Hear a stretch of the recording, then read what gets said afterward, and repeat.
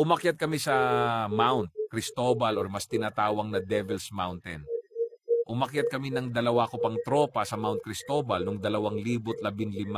Marami ng kwento doon na Devil's Mountain daw. Masama ang panahon noon pero tinuloy pa rin namin kasi kalakasan pa namin yon and need namin ng training climb for Manta na nakasked the next week. Habang umaakyat kami, kabado na talaga kami kasi sobrang dilim at ang tahimik. Minsan mo lang maririnig yung hangin kapag nasa mga dungaw. Yung ulan nababasa lang kami pero parang walang tunog. Inabot kami ng alas 7 ng gabi, nasa trail pa kami, kahit supposedly nasa campsite na.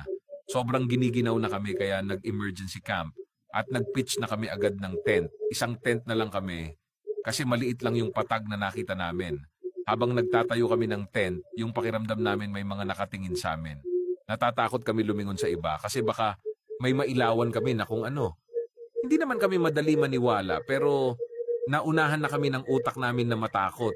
Hindi na kami nakapagluto. Kumain na lang kami ng kung ano-anong baon namin sa loob ng tent.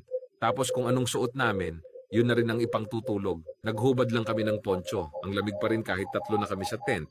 At may suot na jacket. Noong nakahiga na kaming 3, nakaramdam ako ng hilab ng tiyan. Kaya nagpasama ako sa 2 tropa. Nakahanap ako ng pwesto malayo-layo sa tent namin. Pero tanaw pa rin naman, yung 2 tropa ko tumalikod na lang sa akin habang nakaupo ako sa hinukay ko. Nung matapos akong tumae, saka ako namutla. Kasi alam ko talagang tumae ako pero pagtingin ko sa hukay, wala na dun.